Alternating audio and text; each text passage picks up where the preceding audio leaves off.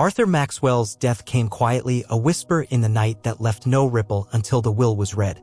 The retired detective, a man of sharp mind and sharper secrets, had slipped away at 78, his heart giving out in the cluttered study of his old Victorian home. His estranged family gathered in the dim parlor a week later, a tense assembly of faces that hadn't spoken in years. His son, Edward, a dour accountant with a permanent scowl, his daughter, Lillian, a faded actress clinging to past glories, and his granddaughter, Detective Sarah Jenkins, who stood apart, her arms crossed and her jaw tight. Sarah hadn't seen her grandfather in a decade, not since their last fight over her joining the police force, a choice he'd called a waste of your fire. The lawyer, a wiry man named Grayson, cleared his throat and unfolded the will, its pages yellowed and creased. To my family, he read, I leave not wealth, but a challenge. Solve my riddles and you'll find what I've hidden. Fail and it's lost forever. A murmur rippled through the room. Edward snorted, expecting some sentimental trick, but Sarah's pulse quickened. Riddles? It was pure Arthur, always testing, always one step ahead. Grayson handed out envelopes, one for each of them, sealed with red wax.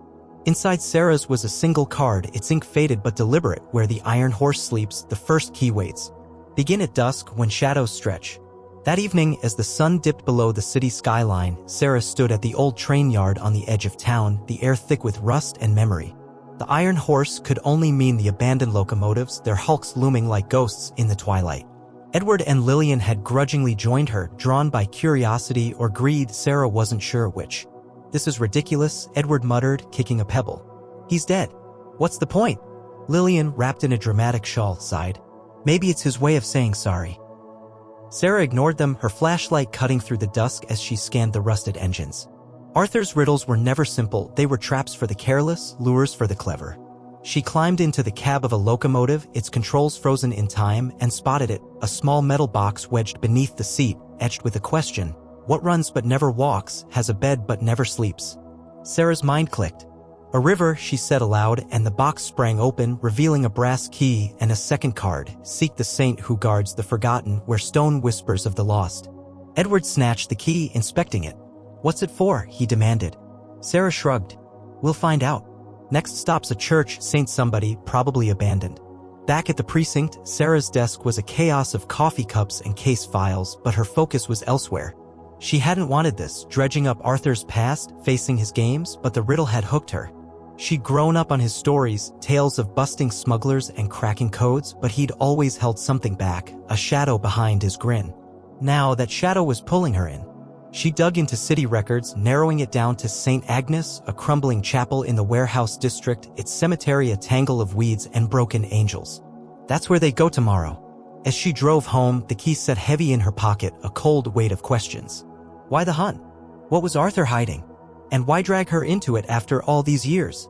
The city stretched out around her, its neon veins pulsing with secrets, and Sarah knew this was just the beginning. Arthur Maxwell's last riddle was alive, and it was daring her to solve it. The morning sun barely pierced the fog that clung to the warehouse district as Sarah Jenkins pulled up to St. Agnes Chapel, its steeple a jagged silhouette against the gray sky. The air smelled of damp stone and decay, and the cemetery gate creaked as she pushed it open, Edward and Lillian trailing behind. Edward's scowl had deepened, his briefcase clutched like a shield, while Lillian adjusted her shawl with a theatrical shiver. This place is a tomb, she said, eyeing the cracked headstones. Sarah didn't reply, her focus on the riddle, seek the saint who guards the forgotten, where stone whispers of the lost. St. Agnes was a relic, abandoned since the 70s, its congregation scattered and its secrets buried. Sarah's boots crunched over gravel as she scanned the cemetery, the brass key from the train yard cold in her hand.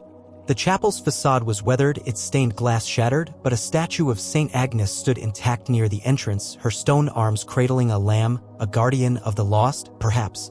Sarah circled it, running her fingers over the base until she found a faint seam. Here, she said, kneeling. Edward snorted. What, you think it's a treasure chest? Ignoring him, she pressed the key into a hidden slot, and with a groan, a panel slid open, revealing a weathered tin box. Inside was a folded map and another card. Where the river bends, the hanged man points the way. Trust the shadow, not the light.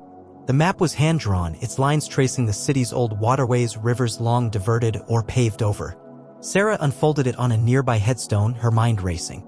The river bends could mean a specific curve, and the hanged man hinted at something grim, a gallows, maybe, or a legend tied to the city's past. Edward peered over her shoulder, his breath sharp. This is nonsense. He's sending us on a wild goose chase. Lillian traced a finger along the map. Or he's leading us somewhere real. Arthur loved his history, executions, old crimes. Sarah nodded, her detective instincts kicking in. She knew the spot, Hangman's Bend, a forgotten crook of the riverfront where smugglers once swung from makeshift nooses. They arrived at dusk, the river a sluggish ribbon reflecting the dying light. A gnarled oak stood alone, its branches twisted like skeletal fingers. The Hanged Man, Sarah guessed. She studied its shadow, stretching east across the muddy bank, and followed it to a pile of stones half buried in the earth. Digging with her hands, she uncovered a rusted lockbox, the key fitting perfectly. Inside was a locket, a photo of a young woman inside, dark hair, sharp eyes, and a third riddle. In the house of broken time, the past ticks louder than the present. Edward snatched the locket, squinting at the photo. Who's this? Sarah's gut twisted. The woman looked like her mother, but younger, fiercer, someone Arthur had never mentioned. Back at her apartment, Sarah spread the clues across her kitchen table, the map, the locket, the riddles. The photo nodded her. Her mother, Claire, had died when Sarah was 6, a car accident Arthur rarely spoke of. Was this Claire? Or someone else tied to his past? The next clue pointed to the House of Broken Time, a clock tower, maybe, or a place where time had stalled. She cross-referenced the map with city archives, landing on the old mill clock tower, a derelict landmark on the east side, its hands frozen at 3:17 since a fire gutted it decades ago. Edward called, his voice clipped. I'm not traipsing around another ruin. You're obsessed, Sarah. She hung up unfazed. Lillian texted a moment later, I'm in. This feels personal now. Sarah agreed. Arthur's riddles weren't just a game, they were a confession, a thread unraveling his life. She grabbed her jacket, the locket in her pocket, and headed out. The city's pulse thrummed around her, its hidden corners whispering secrets only she could hear.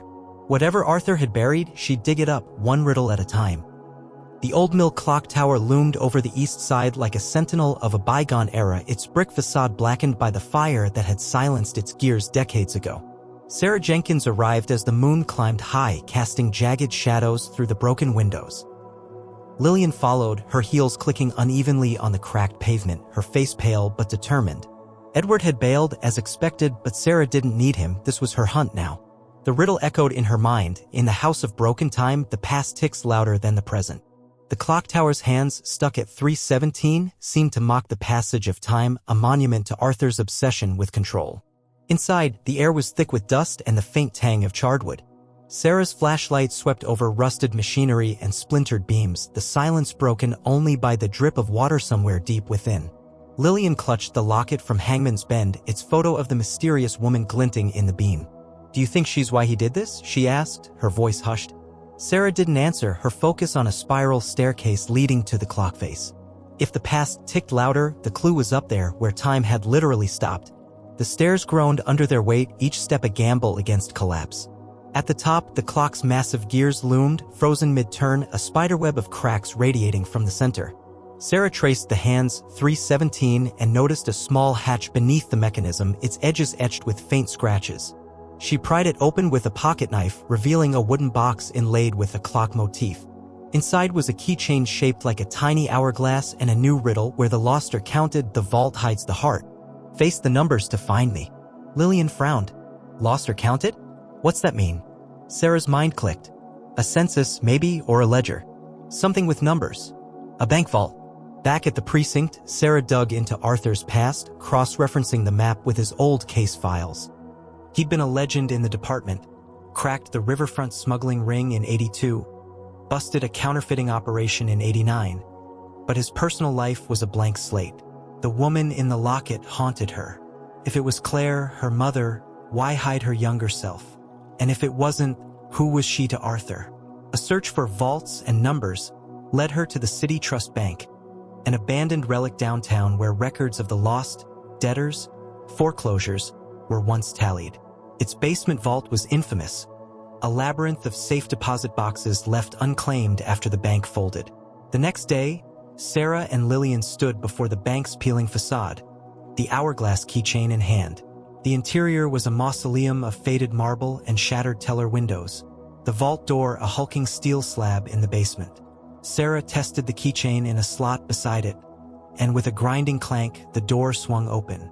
Inside, Rows of boxes gleamed dully, each numbered. The riddles faced the numbers nagged at her, until she spotted box 317, matching the clock tower's time. She forced it open, revealing a stack of letters tied with twine and a fifth card. Beneath the bridge of sighs, the final truth lies. Dig where the water weeps. The letters were in Arthur's jagged script, addressed to Marianne. Sarah's breath caught. Not Claire, Marianne. She skimmed one. I failed you at the river.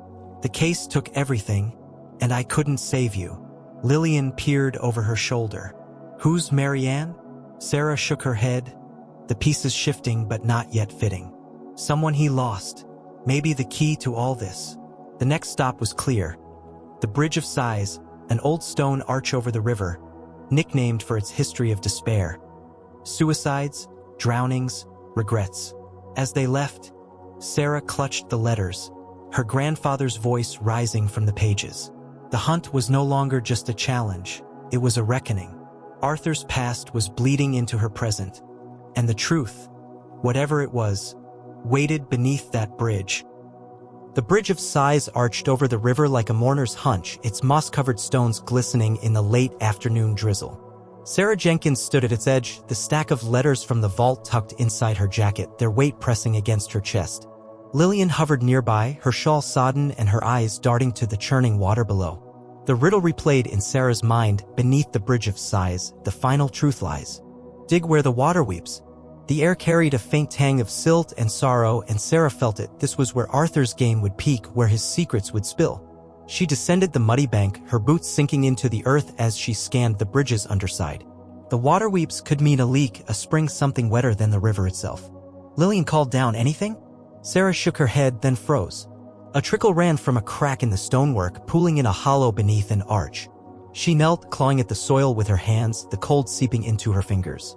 Lillian joined her, hesitant but driven, and together they unearthed a metal case, its surface pitted with rust. Sarah pried it open, revealing a leather pouch, a tarnished badge, Arthur's old detective shield, and a final card. The heart of my regret beats here. Open it and know me.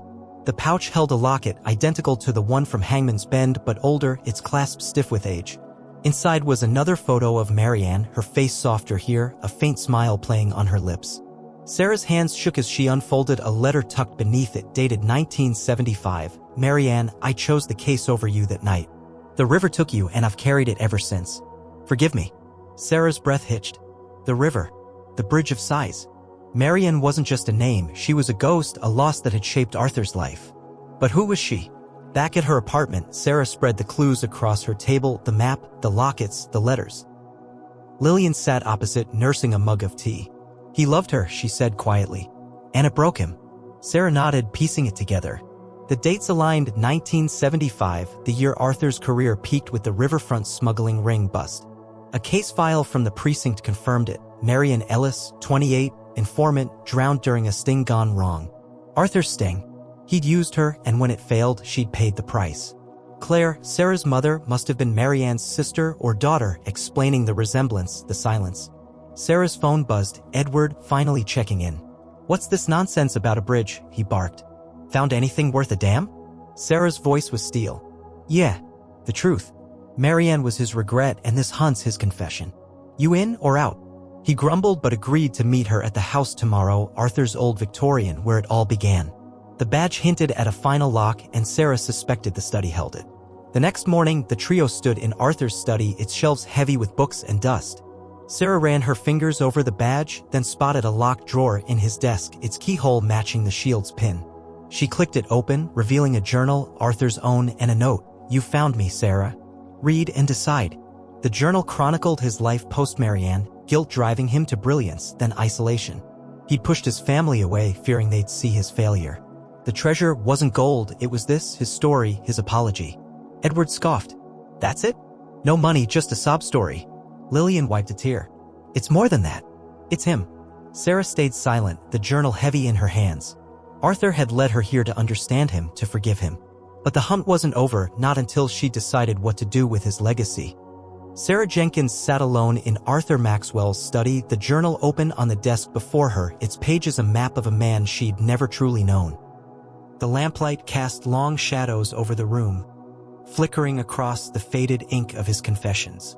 Edward had stormed out after the drawer yielded no cash, muttering about wasted time, while Lillian lingered only long enough to pocket the second locket, her eyes misty with some unspoken grief. Sarah didn't care about their reactions. This was her burden now, her grandfather's final riddle laid bare. Read and decide. Decide what? His forgiveness? His legacy? The weight of it pressed against her chest like a stone. The journal traced Arthur's spiral after Marianne's death. October 1975. The sting was my call. She trusted me and I left her to the current. I hear her screams in every case I close. Years of brilliance followed. Cases cracked, commendations piled, but each victory hollowed him out. By the time Sarah was born, he'd retreated into himself, a ghost haunting his own home. A later entry, dated a decade ago, cut deeper. Sarah's fire reminds me of Marianne.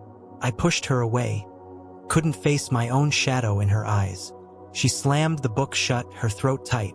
He'd seen her as a mirror, not a granddaughter. Outside, the city hummed, oblivious to the storm in her mind. She traced the badge with her thumb, its edges worn from years in Arthur's pocket. The hunt had led her through his past. Train yards, chapels, clock towers, vaults, but it ended here, in the house where he'd lived and died. She reopened the journal, flipping to the final page. The treasure is yours, Sarah, not in gold but in truth. Bury me or carry me. Your choice. No more riddles, just a plea. She leaned back, staring at the ceiling. Bury him. Let his secrets rot, or carry him. Make peace with the man he'd been. Her phone buzzed. Lillian. Texting. Found something in the locket. Meet me at the river. Sarah frowned, grabbing her jacket. The bridge of sighs again. She drove through the night, the river a dark ribbon under the moon. Lillian waited on the bank, holding the locket from the case, its back pried open to reveal a tiny key taped inside. It was loose, she said, handing it over. Felt like he wanted us to find it. Sarah turned it over, its shape familiar, too small for a door, but perfect for something personal. His safe, she realized. Arthur had kept one in the attic, a steel box she'd glimpsed as a kid, always locked.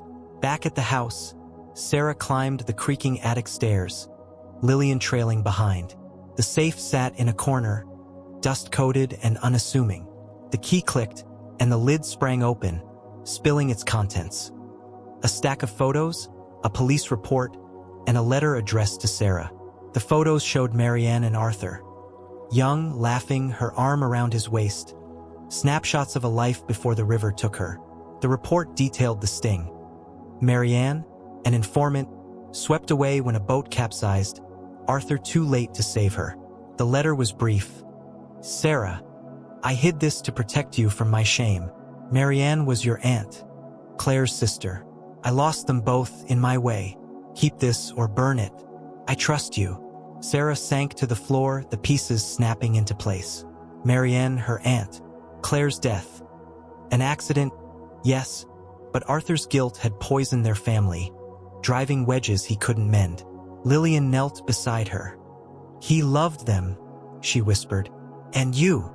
Sarah nodded, tears blurring the photos. The hunt had been his way of confessing, of handing her the truth he couldn't speak alive. But what now? She stood, clutching the letter. Edward could have his cynicism, Lillian her nostalgia. Sarah would decide alone. The city's heartbeat pulsed outside, and Arthur's lingered within her, waiting for her verdict. Sarah Jenkins stood in the attic of Arthur Maxwell's Victorian home. The safe's contents spread around her like a shattered mosaic of his life. The photos of Marianne and Arthur, the police report, the letter. Each piece a shard of a man she'd spent years resenting, now pleading for her judgment.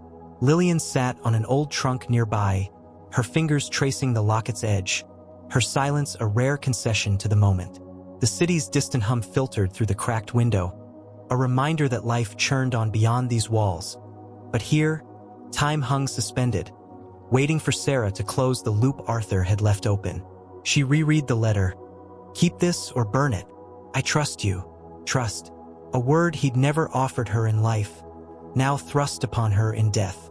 She thought of the hunt, the iron horse, the saint, the clock tower, the vault, the bridge, each riddle a breadcrumb leading her to this attic, this truth. Marianne, her aunt, drowned in Arthur's ambition. Claire, her mother, lost to a crash he'd blamed himself for in some twisted way. His career had been a penance, his isolation a cage, and this game his final bid for absolution. Sarah's hands tightened around the letter. She could burn it all, let his ghost fade, or carry it, weave it into her own story. Downstairs, the phone rang. Edward, no doubt, demanding answers. She ignored it, descending to the study with Lillian in tow. The journal still lay on the desk, its last page a mirror to the letter. Sarah sat, flipping through it again, her detective's mind sifting for closure. A loose page slipped out, unnoticed before, dated a month before his death. Sarah, if you're reading this, you've won. I hid no gold, only me. Tell the world or let me rest. You're the best of us. Her throat closed. He'd known she'd follow the trail, known she'd crack his code. It wasn't about treasure, it was about her. Lillian broke the silence. What'll you do? Sarah looked at the badge, the photos, the words. He was a bastard sometimes, she said, voice steady. Pushed us all away, but he was ours. She stood, gathering the items into a box. I'm not burning it. He doesn't get off that easy. I'll keep it. Maybe write it down someday, his cases, his mistakes. Let people judge him. Lillian smiled faintly. A book? He'd love that, being the riddle again. Sarah smirked. Yeah, but my ending. The next day, she met Edward at a diner, the box beside her. He slid into the booth, scowling. So? What's the haul? She pushed the box toward him. This. His life. No cash, just truth, Marianne, Claire, why he was who he was. Edward flipped through a photo, his face softening for a split second before hardening again. Waste of time. Keep it. He left, but Sarah saw the crack. He'd felt it too, even if he wouldn't admit it. Weeks later, Sarah sat at her precinct desk, a new case file open, but her notebook held something else, the start of Arthur's story scribbled in her hand. The detective's last riddle, Arthur Maxwell was a man of shadows. She'd carry him, not as a saint, but as a flawed, brilliant mess who'd shaped her. The hunt had ended, but its echo lingered, a challenge she'd met and claimed. She filed the box in her apartment, locked but not buried, and returned to work, the city's pulse syncing with her own. Outside, the river flowed under the bridge of sighs, its sighs quieter now. Arthur's secrets were hers, his legacy hers to wield. She'd solved his final riddle, not just the clues, but the man himself, and in doing so, found a piece of herself she hadn't known was missing.